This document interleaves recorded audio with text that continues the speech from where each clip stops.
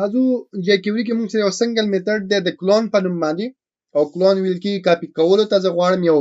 الیمنٹ کاپی کړم او بل ځکه هم ورواچو مثال ما یو UL اخسته یو پاراګراف اخسته یو ایمیج می اخسته هر زمي چې اخسته غواړم هغه نه یو کاپی واخلم او بل ځکه ولګم داغه لپاره بیا موږ د کلون میثډ څخه استفاده کوو کلون میثډ څه کار کوي کلون میثډ د څه کار کوي مثال د خبر له تاسو ګورم موږ سره یو دفدا دی او یو دفدا دی په دې کې پاراګراف دی په دې کې یو پاراګراف دی خو زه غواړم دا هډینګ 1 دی نه دلته دی هم وي او دلته د هم راشي موږ سره ځکه د کلون هدف شه د موږ سره د کلون هدف او مقصد دا چې موږ کاپی کول کوو کاپی نه مطلب دا چې دلته هم موجود دی خو څه غواړم دلته هم راشي لکه په دې طریقه نو د لپاره موږ سره میثډ راځي او هغه میثډ ته ویل کیږي هغه میثډ ته ویل کیږي کلون میثډ نو څنګه استعمالي هغه به سملی وګورو نو زه به راځم یو نیو فایل کریټ کوم 14 درز زمونږه او 14 درز زمونږه کلون دی او .html او بیسیک کوډ به لیکو بیسیک کوډ لیکل نو وروسته راځو ته وایو چې یو فایل لینک کوو او فایل زمونږه جی اس په نوم یو فولډر دی په دې کې jQuery په نوم یو فایل دی .js په نوم باندې دا به راواخلي او ټایټل کې ورته لیکو چې موږ سره میثډ د کلون په نوم باندې دا میثډ به وایو له خیر سره نو وس بازه کومه چې زما خوخی نو زه بدل دراواخلم یو UL براواخلم یا UL ناخلم زه کوم یو دفعه خلم او په دغه دف کې زه اماغه یو پاراګراف اخلم او لاریم لیکم خلاص دا مې ولیکم لیکل نو ورسته به څه کومه دلته راځم د دې پر دف نمبر یو H2 اخلم لیکم چې هډینګ 2 بس دا مال ته ولیکم سټایل ورک کول دي نو سټایل لیکم هماغه سټایل نه لیکم چې دف د موږ سره بیک ګراوند کلر لري بیک ګراوند کلر چې د ماجنټا ده او د کوم موږ سره ویډ ده هغه چې دا 300 پکسل او د دې کوم موږ سره پیډینګ ده نو پیډینګ چې هر طرف نه 25 پکسل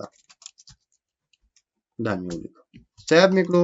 او د دې پات کاپی کول دي نو رائټ کلیک کې پات کاپی کړئ کاپی کول نو سره شیل ده پیسټ کړئ سفاری لوډ کړئ تاسو سره به دا فایل ترن شي اوس دا کوم هډینګ د ځغوان دینه کاپی را واخلم دلته ورواچوم نو موږ سرچ راځي میثډ راځي نو دا ډایرکټ دا کار نه کول غواړم د موږ سره بٹن وچ کله په دې بٹن کلیک کوم نو دا کار دی وشي او بٹن ته آی ډی ورکوم کلون نو چې او نو هم ولا کلون ورکوم چې کله په دې بٹن کلیک وکړو نو بس کاپی به ورته لیکم کاپی باندې تاسو بل دی نو کاپی به ورته لیکم چې کله موږ په دې کلیک کوو نو دا هډینګ به دې دلته به هم وي خو دلته به هم راشي نو زه راځم سکرپټ سٹارټ کوم ځکه موږ jQuery لیکو jQuery خپل جاوا سکرپټ دی د دې به موږ بیسیک کوډ لیکو چې ډاکومنٹ او ډاټ ریډي لیکو او ریډي کې دن راځو فنکشن سٹارټ کوو او فنکشن کې دن خپل کار کوو نو زه راځم ورته وایم چې څه وکړم نو چې کله په کلون بٹن باندې کلیک وشو په دې چې کله کلیک وشي نو بیا به یو فنکشن کال شي او په دې فنکشن کې دلته به څه کوم ورته وایم چې دا د مونږ کوم H2 دی H2 دا بچی کې دا به ته کلون کړي او دا چې د کله کلون کړو نو بیا به څه کې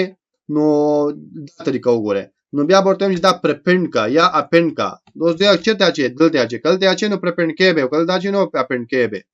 ولته طریقه وګوره طریقه دا چې تا لومړی چې راخسته کنټنټ لومړی راخسته ځکه ته غواړې دا هډینګ دلته واچي نو تا چې لومړی کنټنټ راخسته نو به تورته لیکي چې پرپینډ 2 نو پرپینډ 2 ورته ولیکي او بیا ورته لیکي چې چیرته پرپینډ کا نو دفته پرپینډ کا نو تاسو وی تا ورته چې دا H1 راواله کلون کا او بیا پرپینډ کا دې دفته او چې کله په دې بٹن کلیک وشو خو وښه ورته ډیر سمپل دی خو لکه کنفیوزینګ وی دا jQuery ځکه فنکشن ټول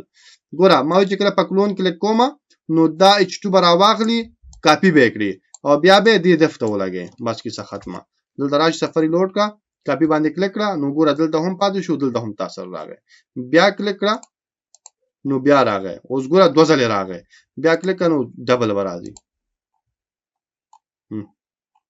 نو دا زمونږ شه دا زمونږه د کاپی خبره ده نو بیا کلیک کړه نو دوه ځله دوس ګوره شو سو یو ځله راغی ګوره ولې دا ډبل راځي کلیک میکړو یو ځل راغی اوس په صفحه کې څو ځلې H2 لیکل شوی دوه ځل لیکل شوی نو چې بیا کلیک کوم نو ته ما ویل چې H2 وسکنه او صفحه کې دوه ځلې H2 دی نو دا څلور ځلې شي یعنی ډبل راشي نو ګوره دوه ځلې راغی او صفحه کې څلور دی کنه نو چې بیا کلیک کوم اته ځلې برازي نو ګوره اته ځلې دلته مون سره راغی